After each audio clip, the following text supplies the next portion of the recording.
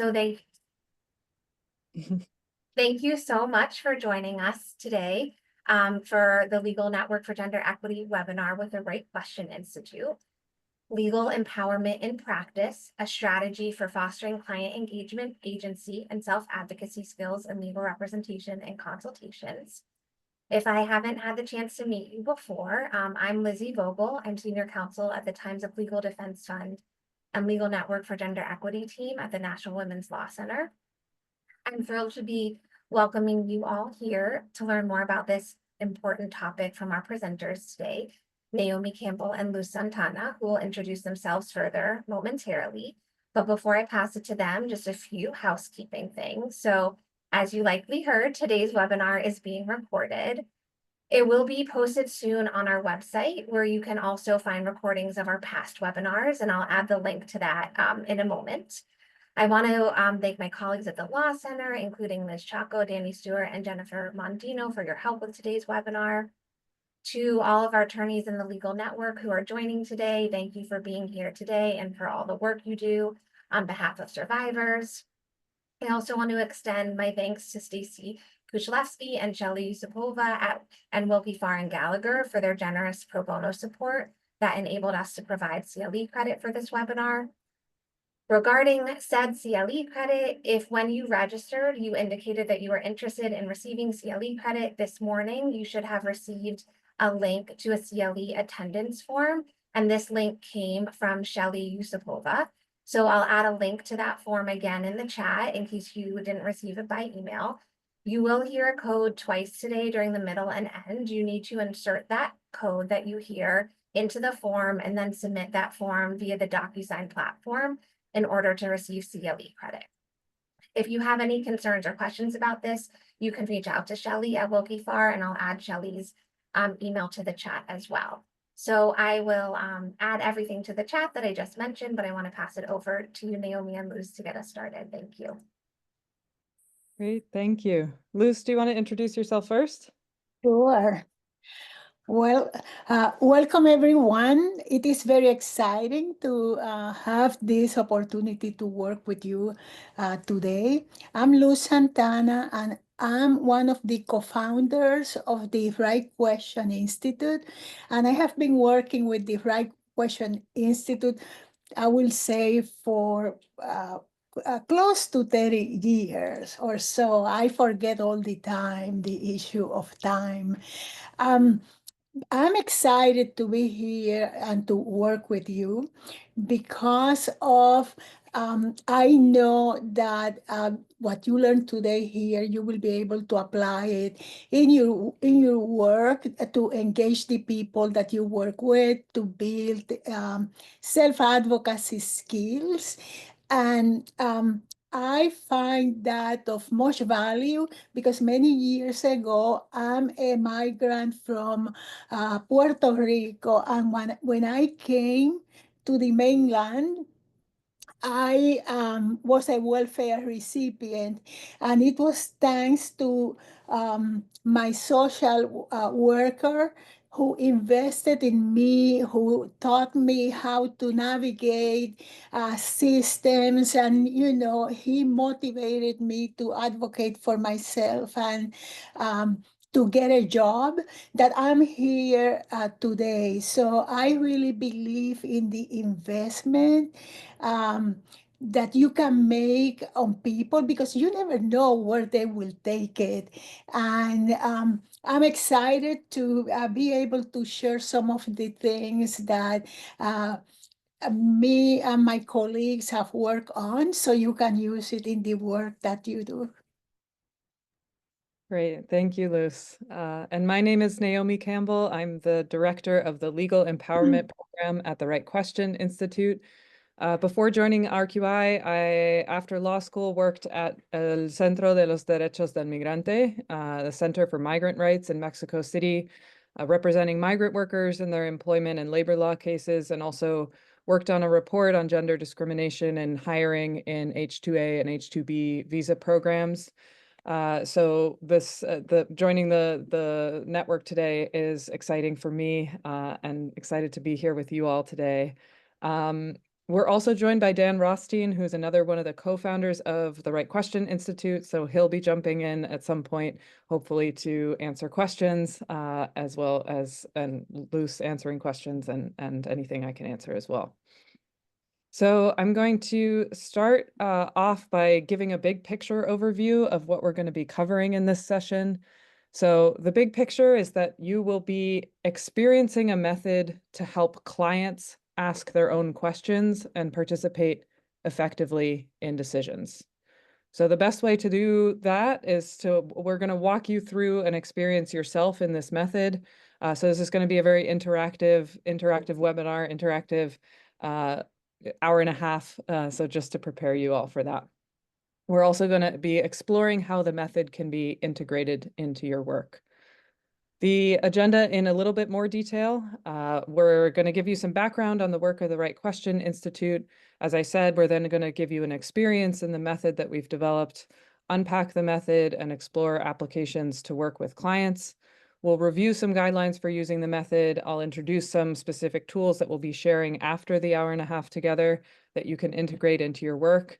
And we'll be talking next steps and doing a question and answer at the end. After the session, you all will receive a link for an evaluation. We'll also be sending out, as Lizzie said, we'll have the recording of the session. We will send out the PowerPoint slides. We'll actually attach the resources that we'll be talking about today and give you some indication of what ways you can seek personalized support for integrating this into your work.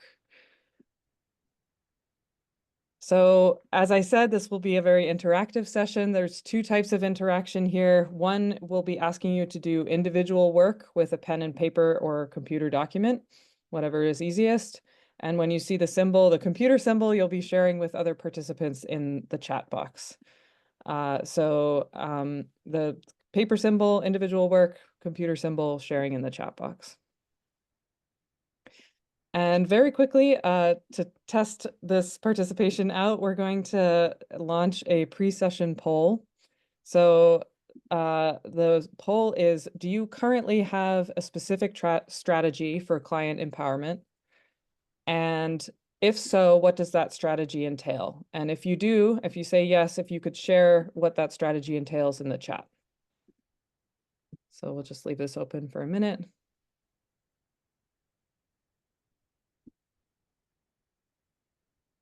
Almost everybody's answered.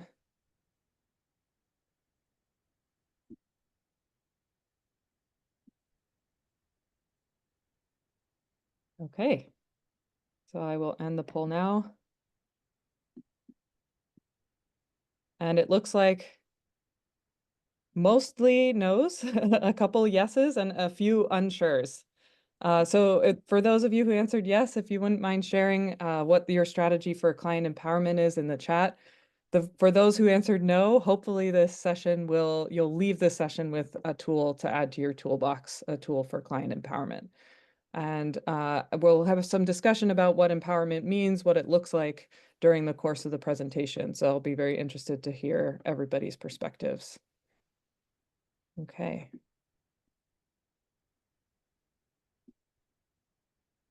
All right. So before we talk a little, give you the experience and the method that we'll be sharing today, I'm going to give you some more background on the Right Question Institute. So the Right Question Institute is a nonprofit organization based primarily in Cambridge, Massachusetts.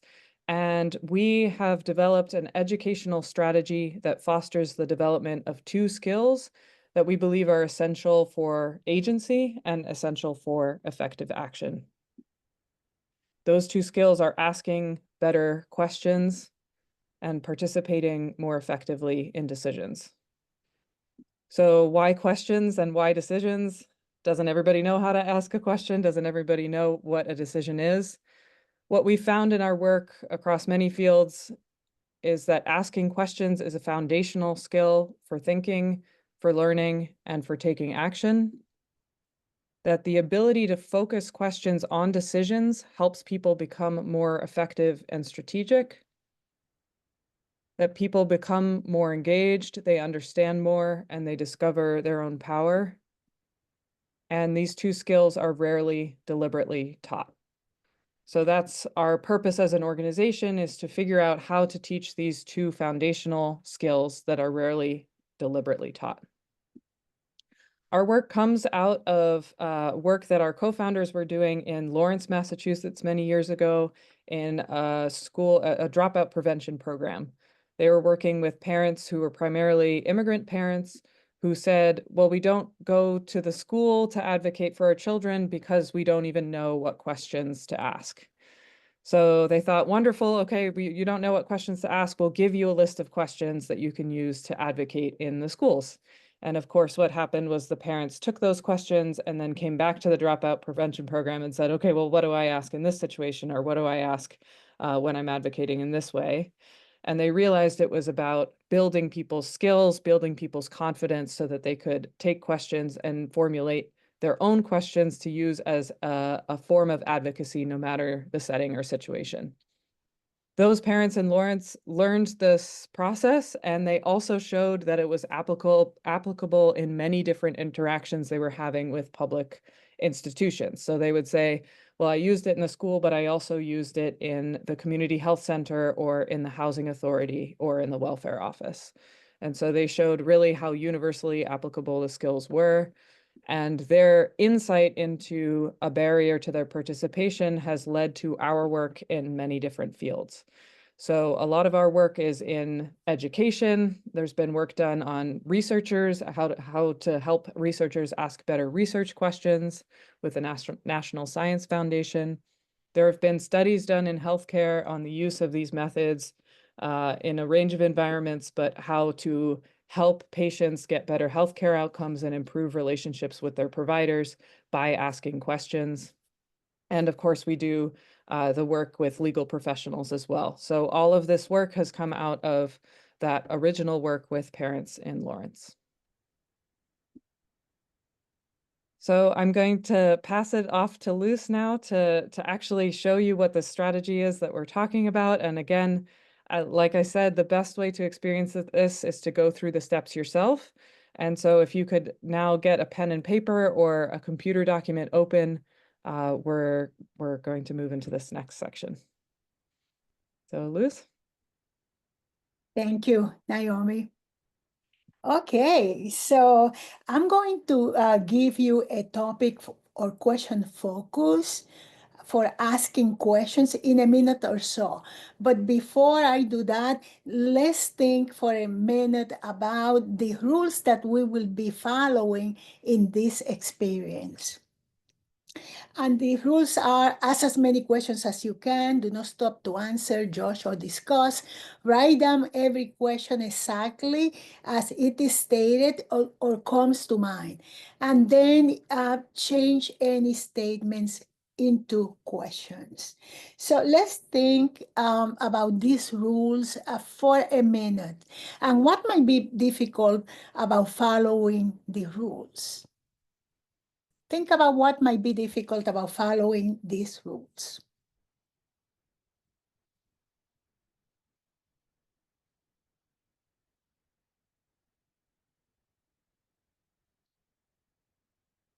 People often say that it might be difficult to ask as many questions if you don't know what you are asking questions about. Not to stop to answer the questions or judge on whether it's a good, great, or not so good question. Difficult to write the questions exactly as stated or as it comes to mind. And also, there might be challenges in changing statements into questions. So these are the rules, and just be aware that it took us about 7 years to develop this set of rules. And the reason for that was that we were trying to find a way to teach people how to ask their own questions. So these rules provide a structure for thinking in questions. That being said, so let's look at the question focus for today. And you have two choices. You can choose to ask questions about your child might be held back in the same grade for one more year, or the doctor might be changing your medication. So these two are imaginary situations for the exercise. So just make sure that you choose one of them and write it at the top of your document or piece of paper.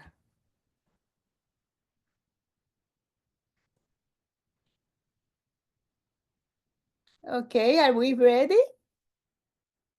All right, so for the next 3 minutes or so, what you are going to do is to ask as many questions as you can about the question focus you chose.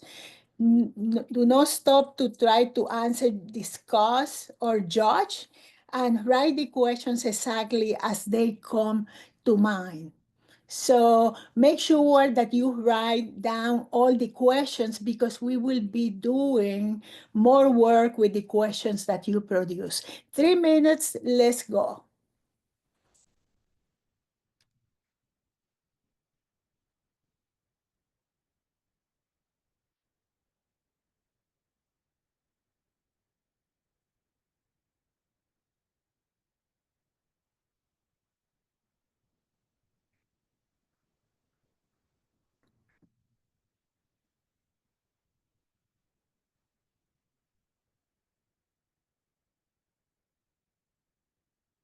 Remember, write down all questions that come to mind.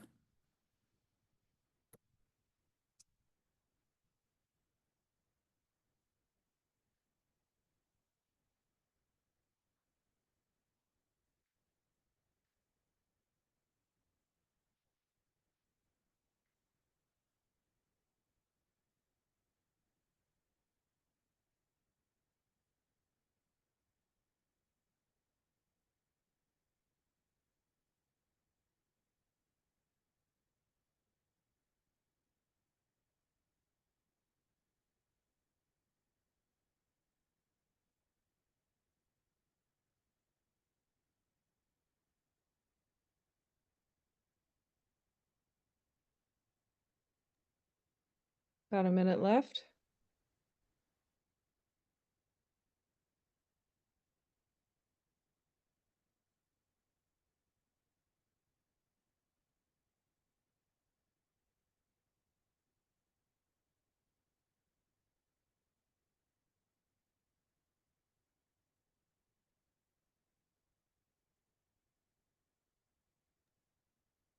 Finish writing down that last question, please. For those of you just joining, you're choosing one of these statements and you're producing as many questions as you can using these rules. You can do that on a piece of paper or computer document.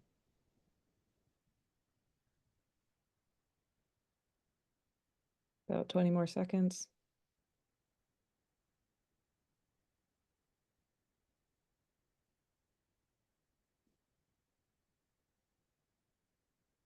Okay, so time is up. So you have on your list two types of questions, close-ended questions, and those are the questions that can be answered with a yes or a no, or with a one-word answer. You also have open-ended questions, and those questions cannot be answered with yes, no, one word. They require more explanation. So what I need you to do is to go over your list of questions and identify your close-ended questions with a C and the open-ended with an O. And if you are unsure of whether it can go close or open, mark those questions with a C/O. You have 1 minute to categorize your questions.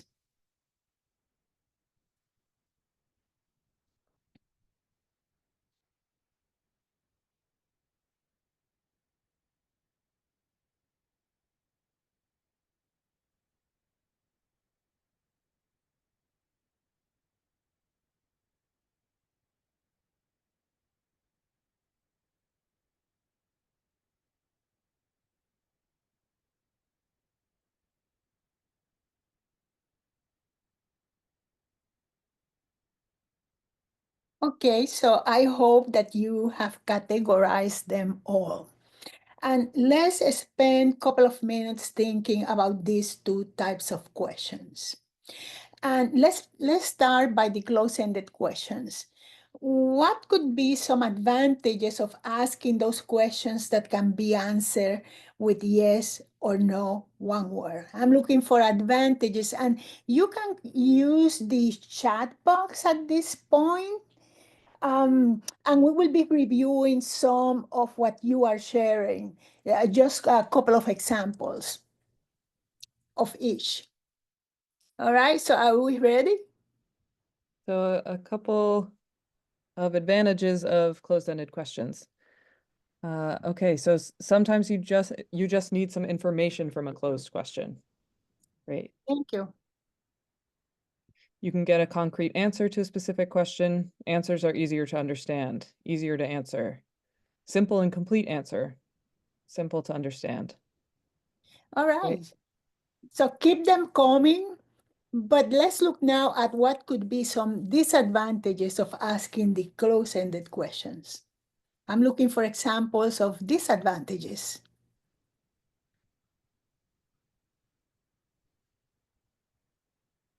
Lack nuance, may not get a full answer.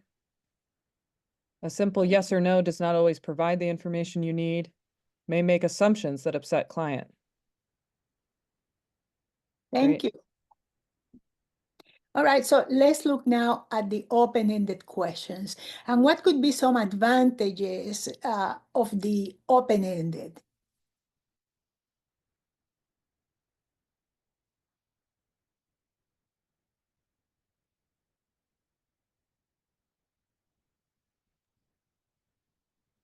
You may get more information that you didn't know you needed. You can learn information that can lead to additional questions. Get information in their own words. Get a more nuanced and detailed answer, allows for expansive information. Great. Thank you. Now, let's look at some disadvantages.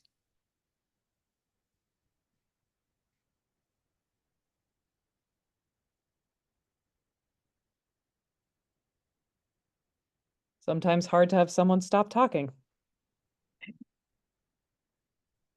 They could evade the question.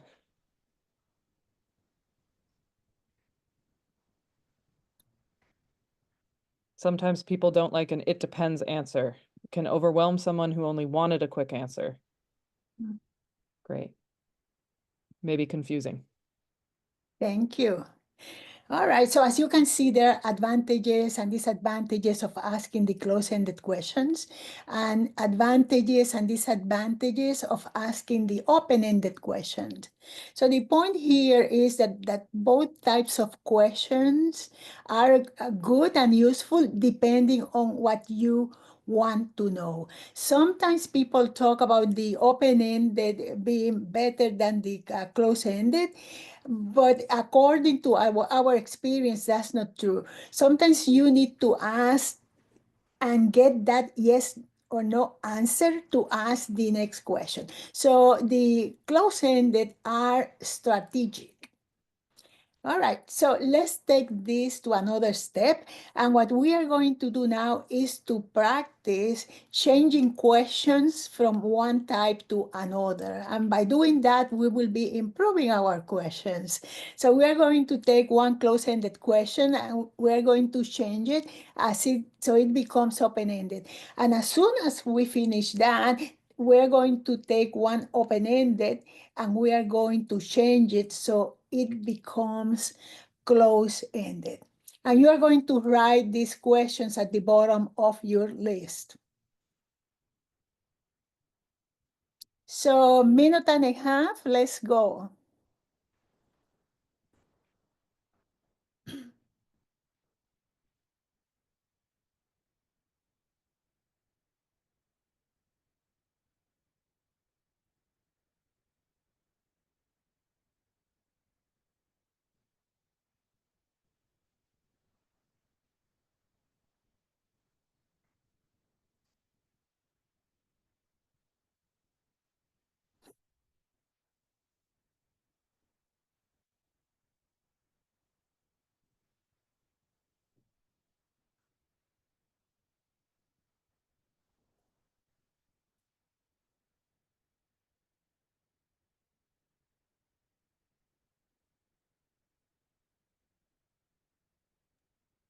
About 30 seconds left.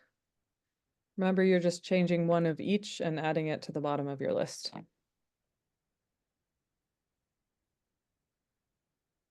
All right.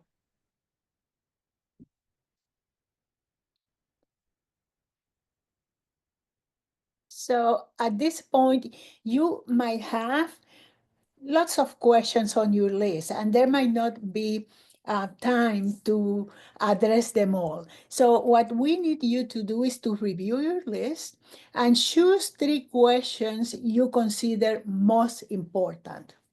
Review your list, choose 3 questions that you consider most important. And while you are prioritizing, keep in mind your question focus or the question focus that you chose. Your child might be held back in the same grade for 1 more year, or the doctor might be changing your medication.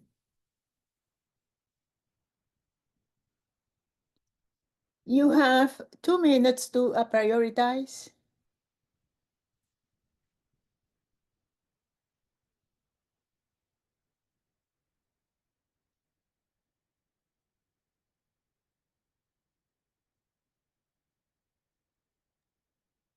And you can just choose those questions, put a star next to the questions that you've prioritized.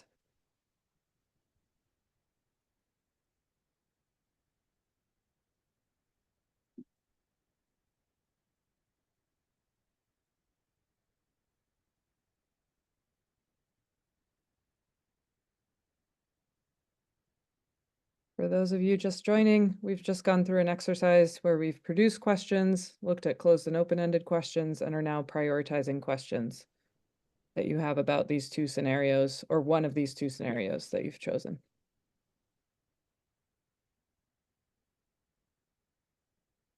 About 30 more seconds.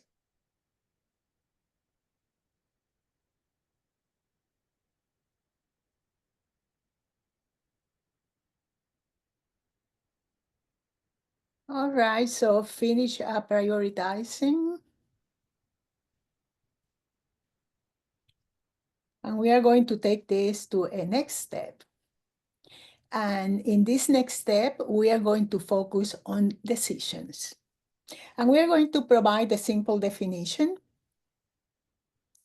So a decision is the selection of one option from among 2 or more options. And we make decisions all the time, every day. Okay, so when decisions are made, it is important to focus on the options, the reasons or the basis or explanation for the decision, the process, and the process is the steps taken and actions, people involved, and information used in making the decision. And then role. And role is the part that you play or the part that people affected by the decision play in the process of making it. For example, you make the decision, someone else makes the decision, and you give your opinion, you give information, you accept or challenge the decision. So we're going to continue working with the questions that you produce.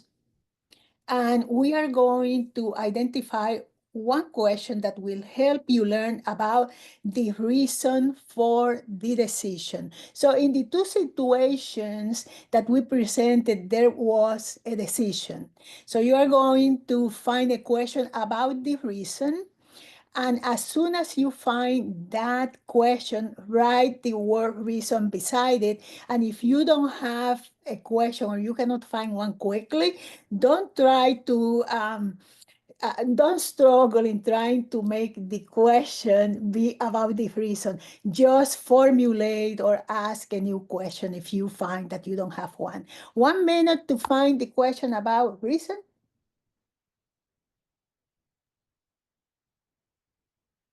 Or a little less than a minute.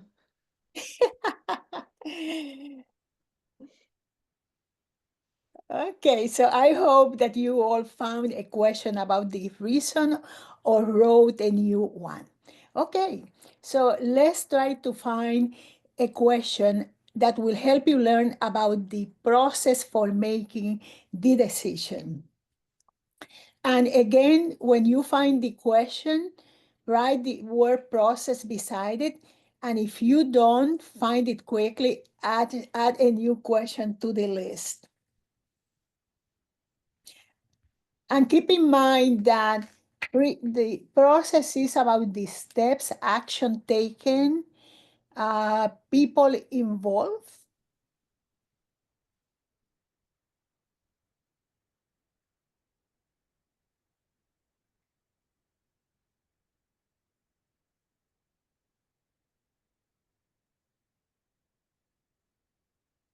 So again, you're just writing process next to any question you can find that is related to the process for making the decision.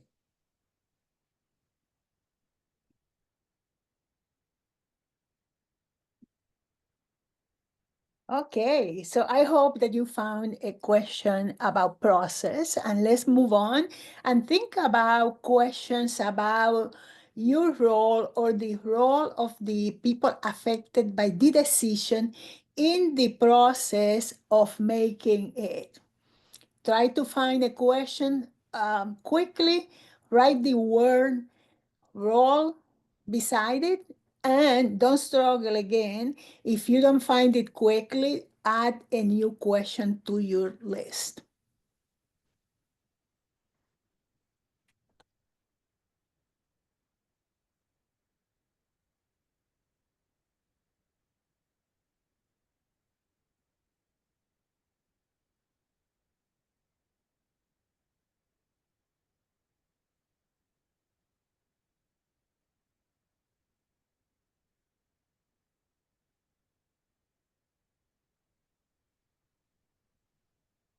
All right, so I hope that you found a question about role. All right, so let's move along. And what we would like you to do is to use the chat box and share one of your three priority questions and one of your questions related to reason, process, or role, and make sure to let us know if it's about reasons, process, or role. All right, so let's work on the chat box and share.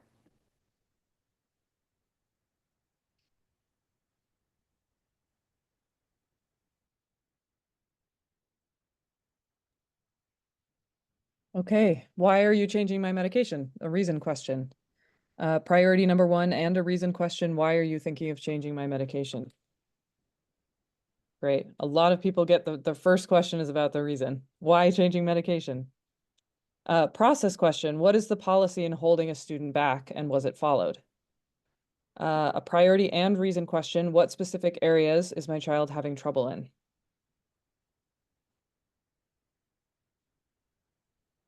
A process question. Can you explain your standards for retaining children? A role. Do I have a choice whether you change my medication? Priority question. How will we evaluate the success of the change?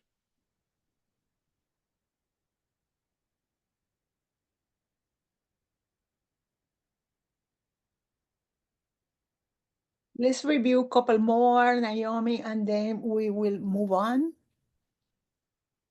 Other priority questions or questions related to reason, process, or role?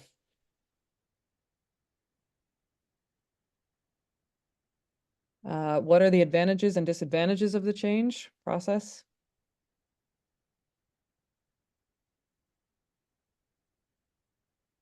Great. It looks like most people chose the medication question focus, but not everybody. Which teachers and staff contributed to making this decision about my child? Role. How much will the new medication cost me? Process. Thank you. Thank you. All right. So let's stop for 1 second and let's use the chat box again to reflect. And let's share, what did you learn from the work we just did? What did you learn from the work we just did?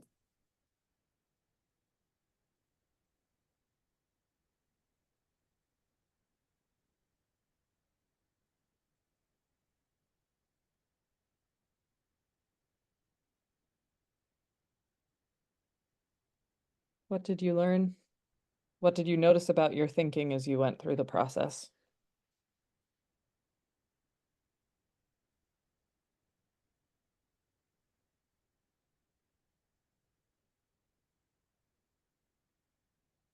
Great. Okay, there are many levels to the decision-making process. It's helpful to categorize questions into categories. Mm. Right? There are so many layers and implications to apparently minor changes. One thing that it raised for me is how important it is to give yourself time to think about your questions in advance. I came up with more questions as we went through this process. Right?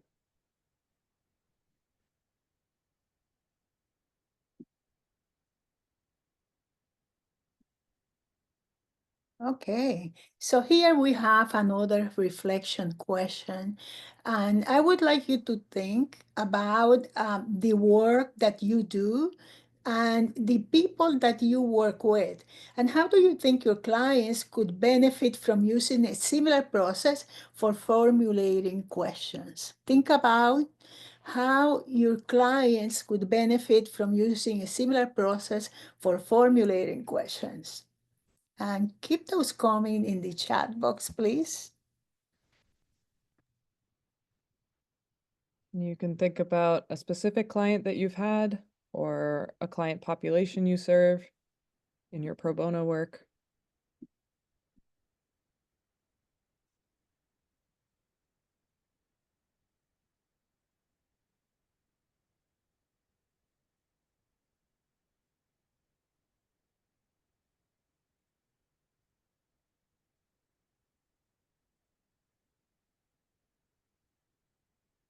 A question, is this question about how we help clients ask questions of third parties or questions of us as their advocates? Both.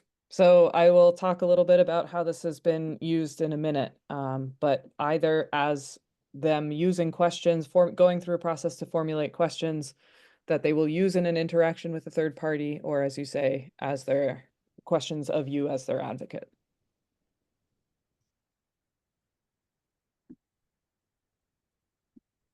Recommending they take time to prepare questions in advance is helpful. Great.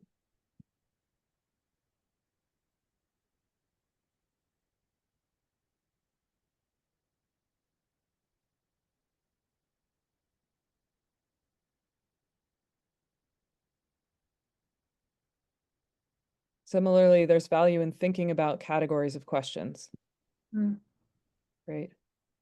Teaching them the distinction between open and closed can give them more agency and power over the answers they stimulate. Great.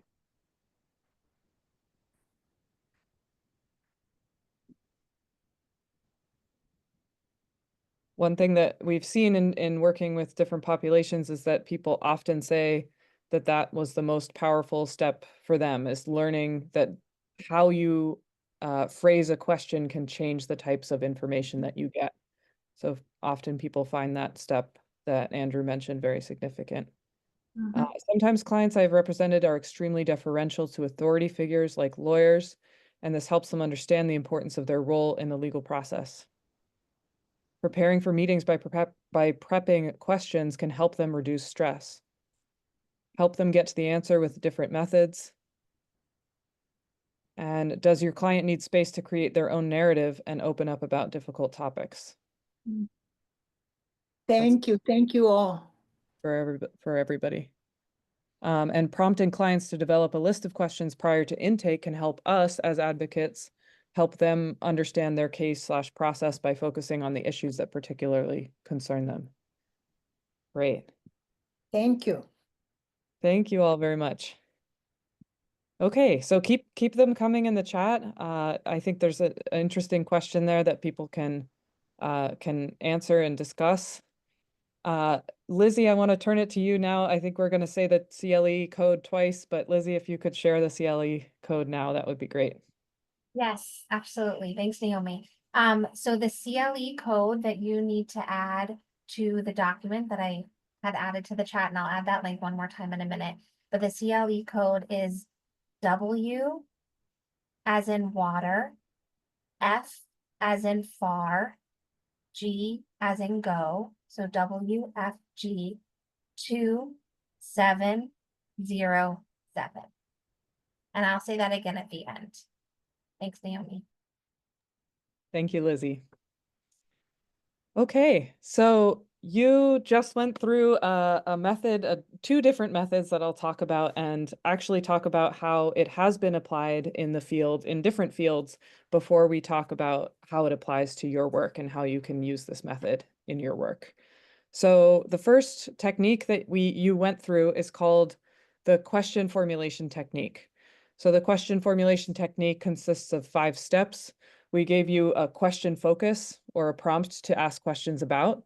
You went through a step of producing questions using a set of 4 rules. You went through the step of improving questions, looking at closed and open-ended questions, discussing the advantages and disadvantages of both, and changing questions from one type to another. You went through a step of strategizing on how to use your questions. So today we just went through the step of prioritizing questions, but you can also, when you're using this strategy to help other people produce their own questions, you can have them develop an action plan or discuss next steps. Sometimes that's a very evident next step. You're bringing your questions into a meeting, but it can be other things as well. And we actually took you through a reflection step as well. The question formulation technique represents 3 types of thinking. So when you're producing questions, you're actually going through a divergent thinking process. When you're improving questions and strategizing on how to use questions, you're doing convergent thinking. And when you do reflecting, you're doing metacognitive thinking, or thinking about thinking. And the reflection step helps people to abstract out what they've learned, and it makes it stick with them better so that they can use it again in the future. So we have a program at the Right Question Institute that looks at the theory of question formulation. What happens when people formulate their own questions? And they do work on how this contains 3 different thinking abilities and how it's been applied in the field of education specifically, but beyond that as well. You also went through what is an addition to the question formulation technique called the voice indecisions technique. And the difference between the question formulation technique, or the QFT, and the voice indecisions technique is that we gave you a very simple definition of decision. And the reason we've done that is because we've worked in contexts where people say, well, I didn't know what a decision was. And we've seen that in healthcare, for example. I didn't know what a decision was. I didn't know decisions were made when I see a doctor. That is a common thing that we've heard. So we give people a very simple definition and then look at 3 elements of decision making: the reason for a decision, the process for making a decision, and the role or the part the person affected by the decision plays in the process. And you identify questions about reason, process, and role. What we've often found is that people will have a reason question very often as their first question or very near the top of their list.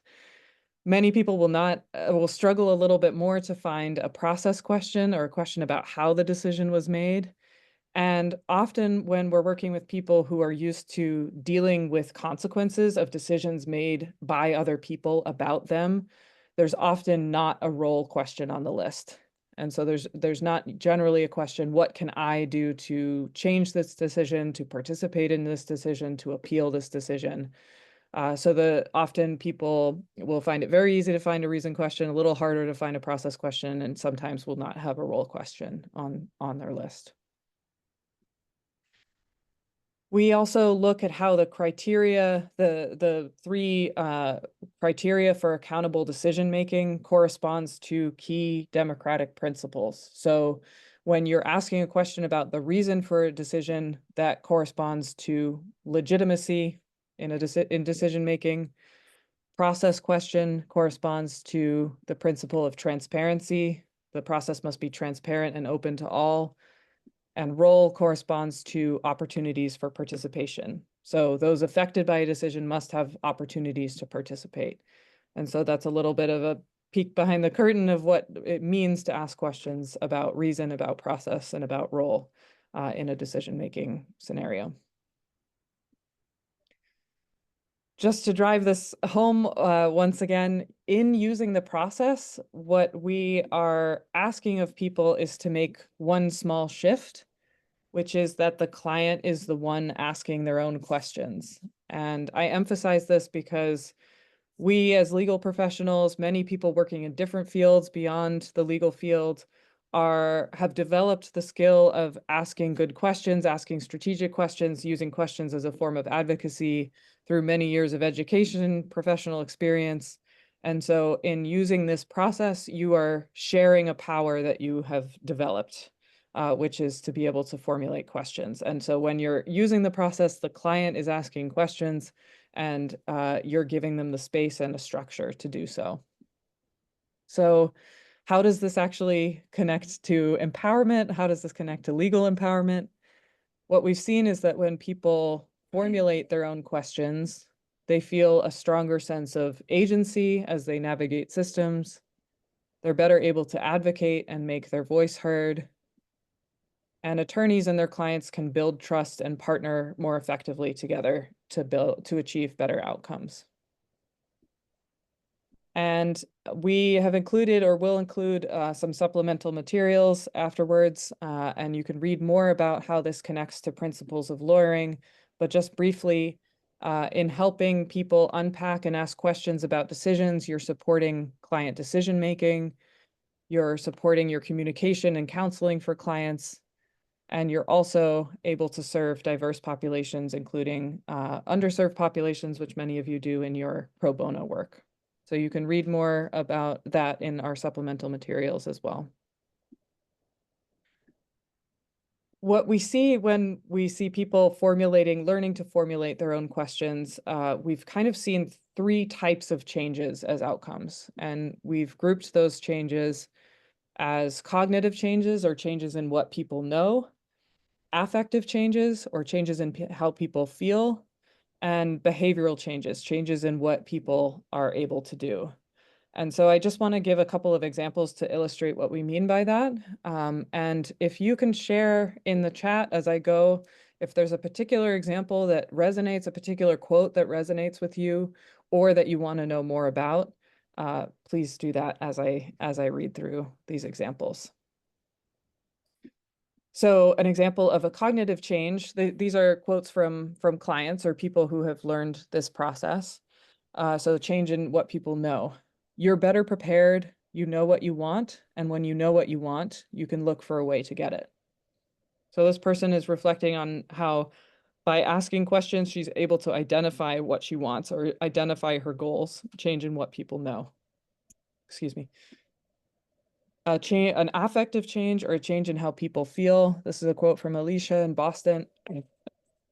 She says, "It helps you advocate for yourself without feeling overwhelmed or inferior to what someone might have. I wasn't intimidated anymore. It makes you feel like I can do this." So expressing a new sense of confidence or belief in their ability to affect change. And finally, what we mean when we talk about behavioral changes or changes in what people are able to do. This was somebody who was living in a homeless shelter in Western Massachusetts. She was learning to advocate for her son who had a hearing impairment in her son's school. And she said, "I didn't know I could ask questions at the school, but by doing that, I was able to get my son the services he needs." And that's another familiar thing that we've heard many times is I didn't know I was allowed to ask questions. I didn't know I could ask questions. So an example of a behavioral change. And then just some examples that illustrate these 3 categories from legal professionals or from direct service providers. So an example of a cognitive change, at the end of using this, they're developed questions that are going to make their experience and their appointment with their attorney more productive. It has empowered them to even formulate what their goal is in the process. So emphasizing the idea that people now can identify their goals by coming up with their own questions. Example of an affective change, I'll just read part of this. "I'm not labeling what is of the utmost importance for them.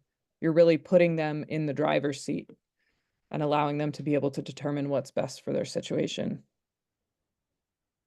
And finally, behavioral change. They come out of this with an actual list of things they want to get answers to and accomplish during their time with an attorney.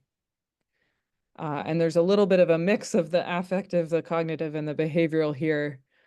This was actually a person who was working with people, young people who are homeless or at risk of homelessness, who are preparing for meetings in court, hearings in court, or meetings with attorneys. And so she said, working with people at difficult times in their lives, there's a real vulnerability there, and the structure helps for people to feel safe and to build relationships. So I'd be curious to know if any of these quotes resonate with you, if you have questions about them, if they remind you or do not remind you of experiences you've had with clients, and if you can share that as I go along in the chat. So some concrete examples of how this has been used in practice. See, so lawyers have used this to prepare families for IEP meetings. IEP meetings are individualized education plan meetings when a child needs support because they have a learning difference or a disability in schools. They get evaluated and they receive an IEP, and families are required to come in and participate in meetings with the school to determine what supports a child needs. And so often people will say, well, the families I work with or the parents I work with don't ask questions at these meetings, don't speak up at these meetings. So this process has been used to prepare families, especially in cases when they don't have an attorney with them or to speak for them, to feel confident in having a voice in these decisions. The example that I just mentioned, preparing unhoused youth for court appearances and meetings with attorneys. Supporting people who are navigating housing court. So often these people are unrepresented. They might be eligible for representation, and so using this process to prepare them for meetings with attorneys as well, but also to just kind of feel more confident and feel like they have something to say as they're navigating the eviction process, which is extremely overwhelming and traumatic process for many, and they're being thrown into a very complicated system. So people have used this process to help people unpack and ask the questions that they need to get more information about the process. And then this process has actually been used in many group settings. Recently, it was incorporated into a popular education curriculum for folks doing organizing with workers around issues in a digital economy. So this was a toolkit that used this as a workshop, a group workshop for workers. So it's been used in many different ways. One thing that we do as an organization is to help people adapt this strategy to help make it work for their needs. So often we'll hear people say, you know, I barely have enough time as it is to work with clients. How am I supposed to make time for something additional? Is this appropriate for situations where a client is facing an urgent problem or there's an immediate safety risk? And then, of course, some clients are already asking questions. So how is this going to help? One thing we do as an organization is help people learn how to use this process. What we would argue is that spending 10 minutes walking somebody through this process can actually help make meetings and relationships with clients more efficient and productive. That this is, of course, not appropriate for all situations. So what we've learned is what we've learned about all of our work is from lessons from the field. So frontline workers who have made this process their own have used it in different situations. And what we've learned is that they often know when it's a good time to use a tool for partnering more effectively with clients, for building skills, for investing in people, and for investing in the relationship, and when it's time to advocate on somebody's behalf in an emergency situation, especially. And then finally, having a client prioritize and be strategic can get them better results, whether they're working with you or whether they're preparing for a different situation.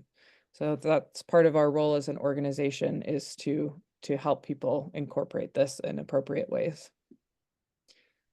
So I will pause there and would just like to ask if there, for you to share in the chat, what are some specific situations in which you could use a method for helping clients ask their own questions, either in initial legal consultations or over the course of their representation? So I'll give you all a minute to think and then to share in the chat.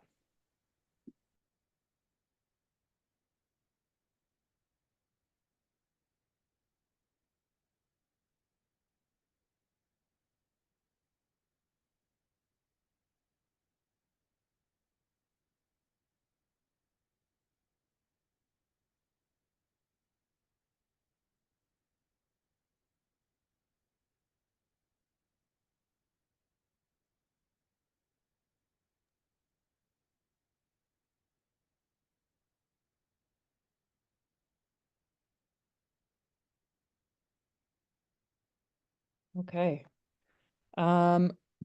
Some coming in. So if they need to have a conversation with HR, help to brainstorm their own questions, employment law related. Great. During meetings with management or HR before they have to file a complaint or before we send a demand letter. Great. And when guiding clients on how to communicate with human resources or supervisors. So common thread.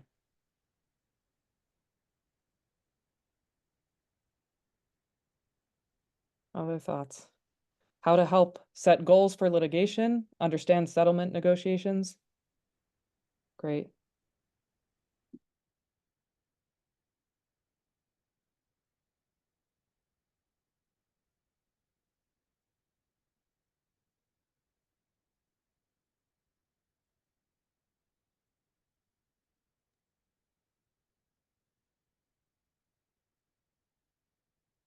Any other scenarios or even scenarios that people would want to get advice on about how to use this process? Helping to revisit goals when a settlement offer is on the table. Great.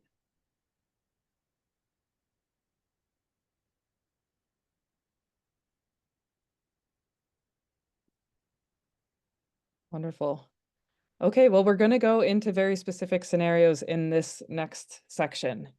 So these are great ideas that will feed that discussion. And what we'll do in the next 20 minutes or so is we're actually going to talk about some tools that you need or principles that you can use when integrating these methods into your work. And we'll be following up, as I said, with resources that talk more specifically about how to do that. But what we're going to touch on now is what we call the question focus and some facilitation principles. So the question focus, just as a quick definition, is a stimulus for jumpstarting questions. It is the focus of question formulation. And we only have one requirement for the question focus. It should not be a question. So people are so used to responding to a question with answers that we recommend that a question focus not contain a question. So today we used 2 examples of a question focus. You chose between your child might be held back in the same grade for 1 more year, and the doctor might be changing your medication. And we purposefully did not use question focus examples that had to do with your work. And we do that because people who are, dealing with employment law issues, they will know what questions to ask already based on their professional experience. And so these are scenarios completely unrelated to the practice of law on purpose. But they give you a sense of what we mean when we say question focus. So to find a question focus, one key tip that we have for folks in designing an effective question focus is that the simpler, the better. So it's usually presented as a statement or phrase. Just to give other examples, your doctor says you might need surgery. Your applications for services has been denied.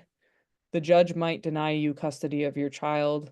You're hearing tomorrow. You're hearing tomorrow, just a phrase, not even a statement.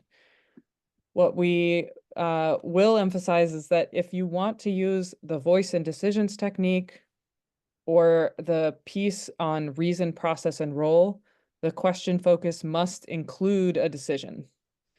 So in designing a question focus, if you want to use the full process using reason, process, and role, it can't just be a phrase, it has to include a decision. So to give you examples from the examples that I just went over, so preparing for families for IEP meetings, the school recommends an IEP to help your child, might be an example question focus. Or an example question focus for the second scenario, the emancipation process. So coming up with questions about that process before deciding whether to pursue emancipation and before a hearing with a judge or before going before the judge. Supporting people navigating housing court. Oh, but this is a different example. You've been denied benefits. Other question focus for navigating housing court can be you've received an eviction notice or a meeting with your landlord, a meeting with a legal aid attorney. And then in the popular education curriculum, the question focus is designed based on the expertise of a person that they will be interviewing, an expert they will be interviewing on some aspect of the digital economy. So those are unrelated to your work. And so what I'd like you all to do now is to think about some common issues or situations that you help clients deal with. That can include the situations that you have just mentioned now, and try turning that issue or situation into a statement to give to the client to produce their questions. So take a minute to think about common issues or situations that you help clients deal with, and then try turning that into a statement to give to a client to produce their own questions. So Naomi, you want them to choose one and then turn it? I want them to brainstorm and then to try changing one into a statement and to share that statement into the chat. Thank you.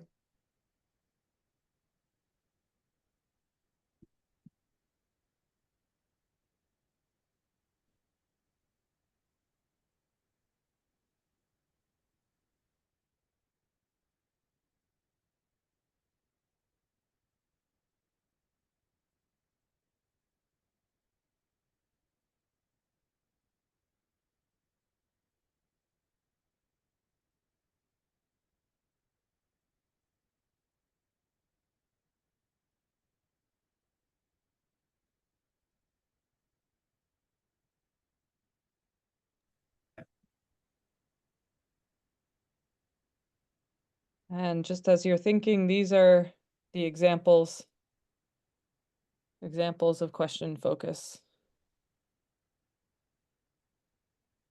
So the situation might be preparing families for IEP meetings.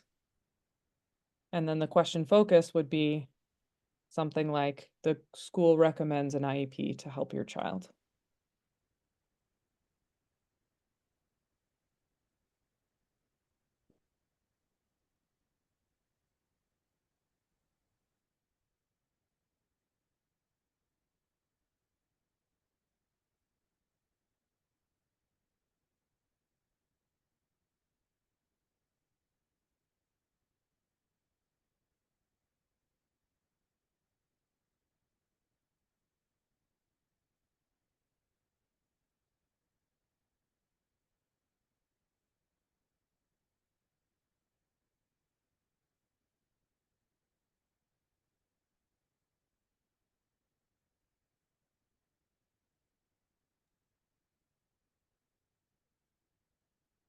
Okay. So any brave soul want to put in their question focus first? And I'll say that this part of using the process is there's an art and a science to developing a question focus. And what we emphasize at RQI is the iterative process. So trying something out and then seeing how it works and trying again. That is how we work at RQI. Okay, we got a couple. Thank you, Kelsey. Thank you, Lizzie. The process for filing a complaint against your employer. Great. You were treated unfairly at work. And then the defendant might want to settle your case. Great.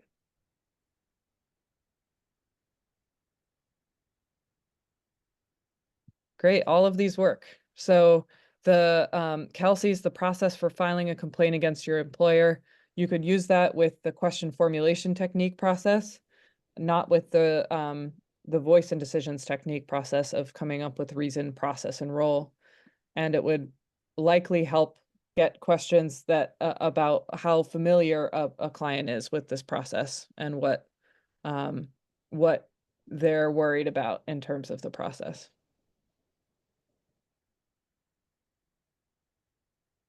So I was wondering if the one that Andrew posted could be used with the voicing decisions technique. Yeah, so the defendant might want to settle your case. That's a perfect one for using questions about reason, process, and role. And Dan, do you have any thoughts about any of these? or loose thoughts about you were Sure. treating? Yeah, Yeah, go ahead. yeah. Yeah, no, this is, and I encourage everybody to take a stab at this because it really is a iterative process in which you try out some things. When we design them, we test them out. We hear what kinds of questions people ask, and we get feedback on it. Sometimes you modify one word and it changes the focus, and people are able to ask a different set of questions. What's really happening when you're doing the work about figuring out how to present it to people is you are trying to give them the opportunity to do something that they've never done before, which is actually just produce questions, begin the process of producing questions, and then taking them through a process of working with their own questions. So it's a huge gift that you're giving to people because nobody else has ever invested in them in that way before. So the examples that you've presented here are very clearly examples of what you see, what people deal with, situations that they're in. So giving them that chance to formulate questions not only allows them to look at the different kinds of things they need to be thinking about, but it starts that process of initiative in their thinking about what they need to think about. Because very often people may come to you and they want direction from you about what they should do, how they should think, and they might leave all the question asking to you. So by using this kind of question focus that you've developed here is one of the most important things you've done is you've given people an opportunity to begin to learn how to formulate their own questions. Thank you, Dan. Luz, any other thoughts on the question focus? And if No, anybody else wants to put examples in the chat. I think that these examples are great, but I think that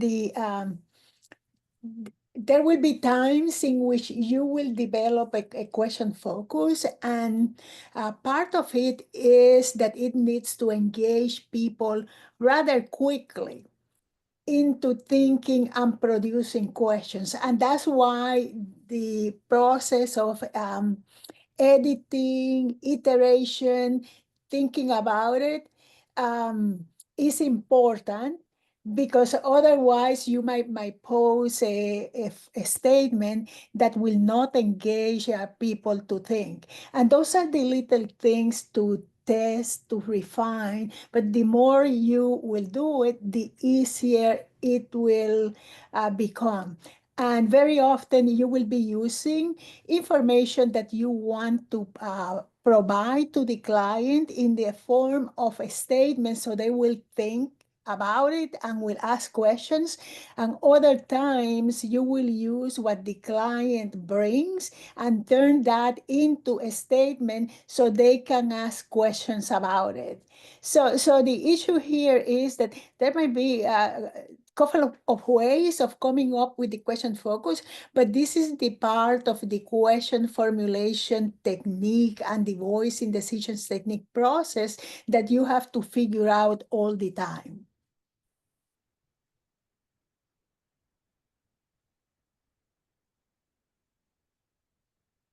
Help folks brainstorm question focus, develop a question focus before using it with clients. I want to go back. There were a few examples that people gave of where they might use it in preparing clients for meetings with HR. And so a question focus could be as simple as my meeting with HR tomorrow. It can be either an issue that they want to bring to HR, or it can just be as simple as preparing questions for my meeting with HR. The other example I think somebody gave was understanding settlement negotiations. And so you might take an element of a settlement negotiation and use it as a question focus. Often what people have found is that when clients are asking questions, or when people are asking questions, it reveals what they know or what they don't know. And so sometimes people are surprised based on, what you thought that somebody might understand versus what they actually understand. And the questions can be very revealing in those cases. Okay, so in the interest of time, I'm going to move on now to to some advice we have about facilitation. So as I said, I'm going to be sharing some resources after the hour and a half is up, including, this is an example, you shouldn't be able to read it. We will share it in a readable version, but this is a template that goes through the 5 steps of for asking better questions, the question formulation technique process. And this has been taught in 7 to 10 minutes in community health center waiting rooms. People have either written down questions for people, they've used it over the phone in other contexts. And so it's really just a template for a conversation with a client. And then we'll also share a document on facilitation. So suggestions on how to introduce what is something that is unusual that a client might not have experienced before. How to introduce a process of that And nature. Naomi, I think that in the next slide, we have a question about facilitation. Yes. So I wanted to just ask, what did you all notice about how we facilitated the process today? So when we took you through the steps of the process, what did you notice about the way that we took you through those steps?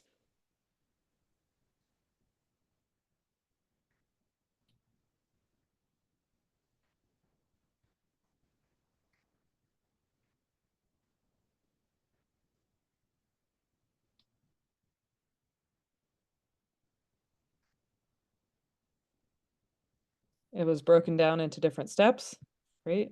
You had us participate. Yeah.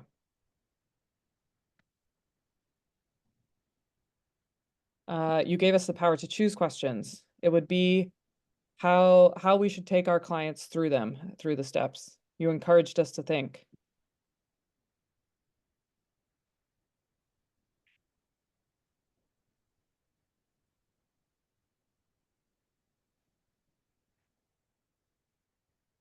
Great. That's exactly right. The way of facilitating is basically to give people a space and a structure to do their own thinking, steps to do their own thinking. And as Hannah said, we modeled how you might facilitate a process with a client, and you can make it your own, facilitate in the way that's most comfortable to you all. I will share a video of somebody facilitating, which is in a different context, but can show you kind of how you might introduce the process to a client, whether you do it over the phone, in person. And we'll just share a few tips that we have for facilitation. So the first tip, we recommend introducing the process as quickly as possible, not to give too much preamble, but just to say, I learned a process that can be helpful for coming up with questions. You can say coming up with questions has helped me advocate, and so I'd love to know what your questions are. Here are some rules for asking questions, and I'm going to give you a topic. Just introducing the process as quickly as possible, not explaining the topic or question focus, or giving examples of questions. So this can be where it is uncomfortable to sit in silence. And people are used to, especially working with professionals or, maybe they've learned this in a classroom environment, they are used to being told questions, being asked questions, or basically being told what people want them to say or think. And so it's important to, as much as possible, just give them the question focus and not give them examples of questions. You want to encourage them to ask their own questions. Yeah, if you give examples of questions, what you will be doing is, rather than investing in their ability to think for themselves, you will be building dependency. And I can tell you that because that was our experience with the parents and in the different iterations of the question formulation technique process. That if you give people the questions, like Naomi mentioned, in the background of this strategy with the parents, they will be coming back to you all the time. And what you want to promote from the get-go is that they have this license to think and to ask, and that they can use in many different situations. Exactly. I want to explain this next tip, the do not stop to answer the questions as they are being produced. That is not your role. That does not mean that you are not answering questions at the end of the process or answering questions at any point, but when they are producing questions, to give them to that space to do that divergent thinking that we talked about. If you stop to answer those questions, they might think, okay, great, I'm done. I did the thing that they're asking me to do. But what you really want them to do is to come up with as many questions as possible, then do work with their questions and start to prioritize questions that are most important to them. And then we recommend making sure to leave time for reflection. So what did you learn? How can you use it? This helps people take this skill with them beyond a single interaction, beyond what they might have done with you.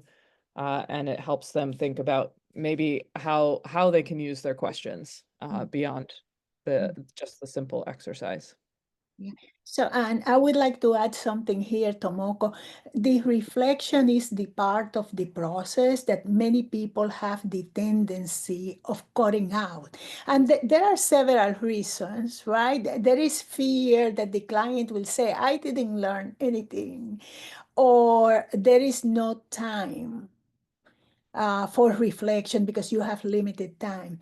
My recommendation will be just to make sure to engage your participant to think about what the process that they went through and then how they can use it.